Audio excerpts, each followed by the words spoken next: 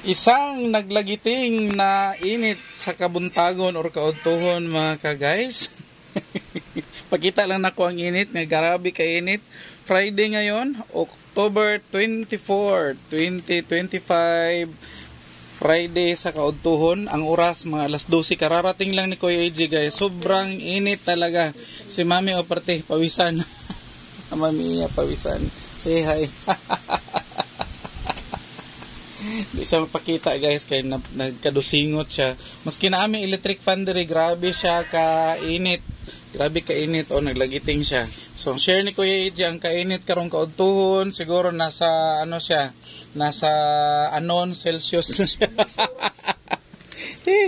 Kararating lang ni Kuya AJ and share ko pala guys na tomorrow October 25 is deadline po ng ating quarter na 2551Q. 2551Q and ano siya, ika-third quarter na po na remittance ng BIR. So galing si Kuya AJ ng bangko. Ayan po. So apat ito. Apat ang bakit marami ang ano papel ni Kuya AJ. Sorry.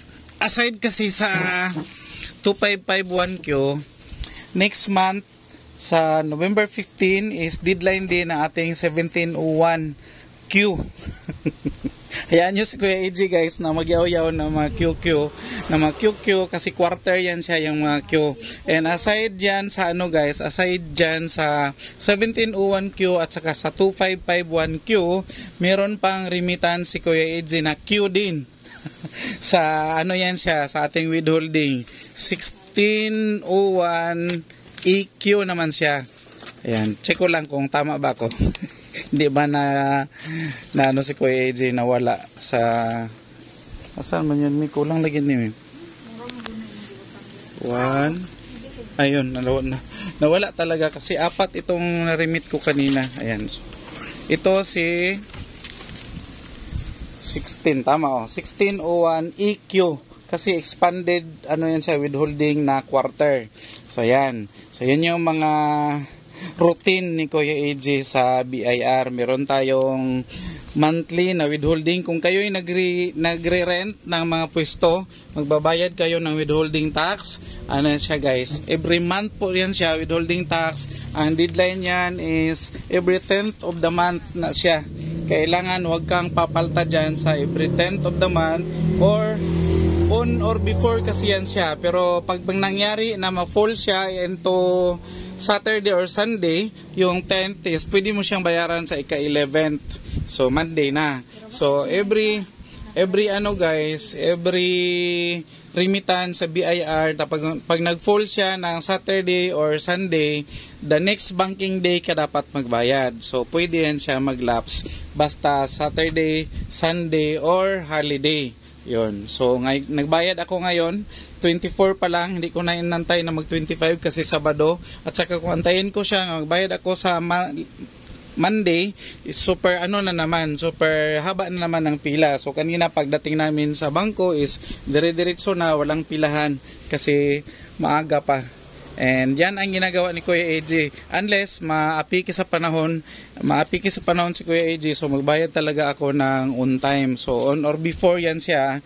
So para hindi na ako magpila sa October 15, so nagbayad na ako. Kaso lang, magbayad naman ako sa October 10 ng withholding tax na monthly.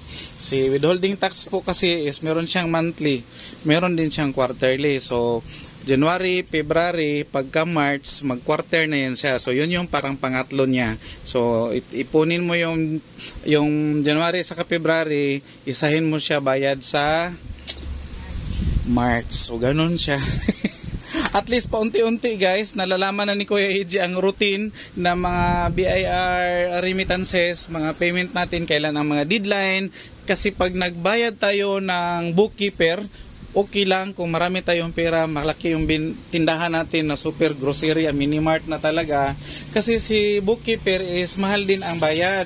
Kasi binabayaran din natin yan sila hindi din pwedeng itangkyo natin yung serbisyo nila. Kasi yun din yung hanap buhay ng mga bookkeeper. Buti na lang si Kuya AJ nakahanap ng bookkeeper na ano, yung maano ang kanyang heart, natutot tumulong.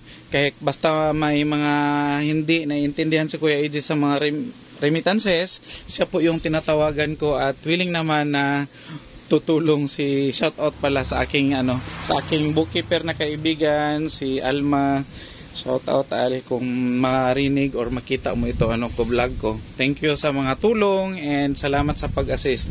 Every naman guys, every yung tawag yearly na income tax, ITR, siya yung pinapakilos. Hindi ko pa kasi masakyan ang mga gagawin sa ITR. Although, siguro, unti-unti, malaman din yan ni Kuya AJ. So, as of now, itong mga monthly remittances at saka mga quarterly remittances is kaya na po ni Kuya AJ. Basta, nakakalendar lang, okay na siya. Hindi na natin siya pwedeng, hindi ma-remit dahil pag hindi ka nag-remit, magkaroon ka ng open cases doon sa BIR, mismo sa RDO. Sa district revenue na kung saan ka nasasakop. Ayan po. And ano pa ba mga update ni Kuya AJ? Maaga tayong nakapag-shumay pala. Maaga tayong nakapag-shumay. Meron pa tayong kunting gulay. Meron pa tayong kunting tuyo at saka munggo. And nakabili na pala si Kuya AJ guys ng mga bilihin natin doon sa ating suki na na wholesaler kasi naubusan ako ng asukal na tigwa 1/4 at saka nagbili na rin ako ng asin. Si asukal ko guys, ayan, naka 1/4 na yan siya. Yan, so hindi na ako mag-repack. 1/4 na yan siya. Patungan lang ni Kuya AJ. So namili ako ng 5 kilo kasi naubusan ako and paubos na rin yung itlog ko. So namili na rin ako ng itlog. Itlog ko talaga. Namili ako ng itlog at saka baka ma-short yung ko. Ayan po ang itlog natin. Baka ma-short ako sa litro. Nanguha din ako ng 2 kahon na litro. Bago pa. Hindi pa kasi ako nakatawag sa natin. Suki natin na panel truck para makapagpa-deliver. Itong mga 1.5 natin, marami-rami pa naman. Yan. 2 kahon pa yung andyan. At saka meron pa tayo dito. Ayan, meron pa tayo dyan.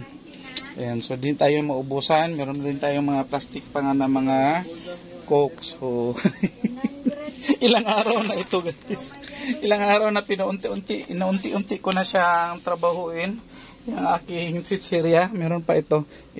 Pero hindi ko na ito i-display. Bitay ko na lang. Ibitay ko lang yan siya para hindi na matrabaho. And update tayo guys sa ating tinapay. Paubos na siya. Ayan. So, hindi siya nabibitin talaga yung tinapay natin na tag 25 ang per balot at saka yung ating hupya.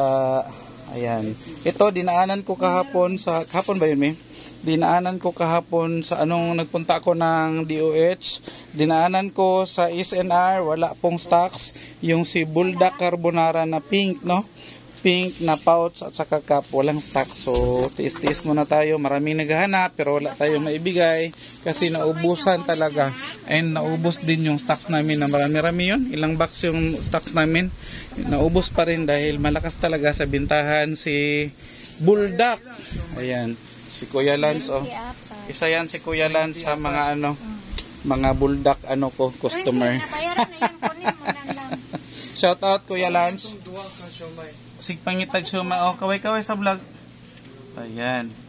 Varsity ito sa Philippine Women's University. Philippine Women's College. Ayan. So, bye-bye na muna for now. And thank you sa pagtangkilik ninyo sa vlog ni Kuya AJ. God bless us all guys.